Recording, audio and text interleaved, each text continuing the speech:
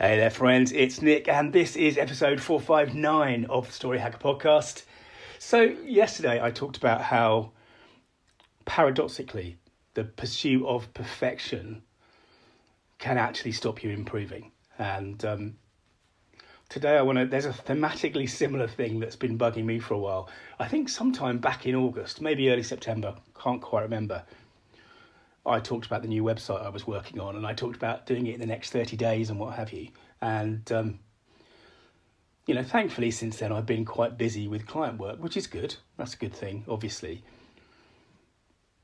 But we get caught in a kind of a short-term thinking trap, which I think is really dangerous, because when you're caught in a short-term thinking trap, either because things are going well or they're going really badly, we stop looking out past, today, tomorrow, or, perhaps the next week. And this, of course, is how some businesses just get caught in a spiral, a downward spiral, I should say. And we saw it, when I was running the agency. We worked for a couple of years with 2 or 3 restaurant chains. This was probably, 8, 9 years ago, something like that. And we saw firsthand how those chains had sort of essentially, they'd addicted their customers to offers. What started with a cheeky little discount voucher to fill a restaurant on a quiet Wednesday, suddenly, almost overnight it seemed, became something that a lot of people needed to go out. And actually, do you know what? If I can't get a coupon for my restaurant tonight, I'm either not going to go or I'm going to go somewhere where I can. And we've seen this this erosion of profit and erosion of value in the restaurant industry. And restaurant chains have struggled. Some have gone to the wall. And arguably, as things spiraled downwards, they've got more and more focused on the stuff that was happening now because of cash flow. And let's not forget, short-term thinking has a bad term rap, but actually, you need to think short term, because long term is generally about vision and strategy, and short term is about execution, right? And if you're in business, you need to execute if you want to stay in business. And actually, I've talked a couple of times recently about the Jim Collins books I've been reading, and one of the things that he talks about in relation to really great companies is, I think, something like the magic of the and. So he says, great companies don't choose to do one thing or the other, they choose to do both. So my favourite example of his, I think, is that, he says some companies believe they have to choose between profit and purpose, but great companies choose both profit and purpose. They choose both flexibility and structure.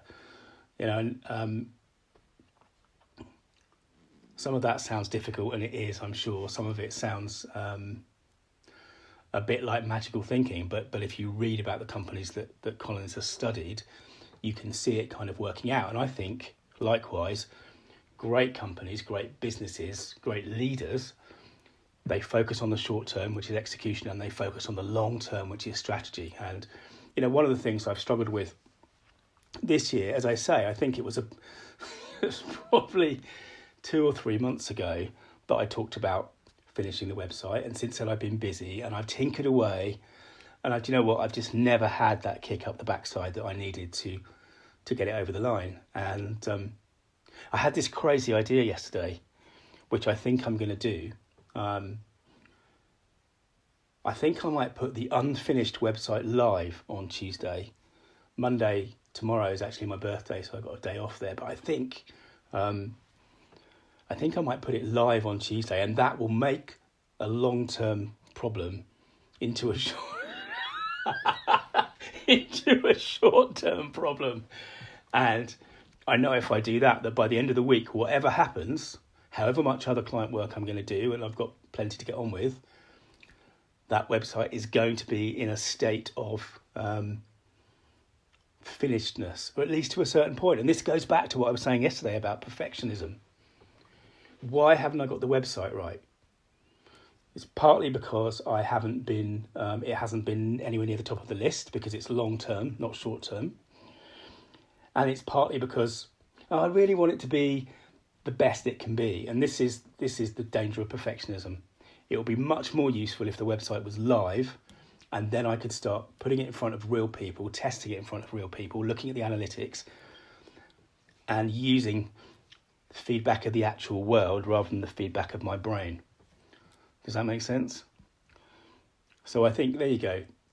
Short-term thinking gets a bad rap, but it is incredibly important. The challenge is always, how do we take a step back? Or how do we make long-term thinking more salient in the moment? Because if we don't think long-term, then eventually we're going to end up in a sort of spiral, or something's going to hit us that we don't expect because we haven't been looking.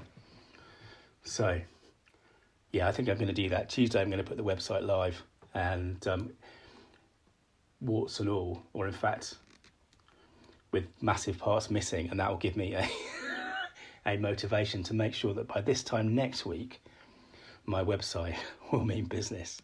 Thanks for listening.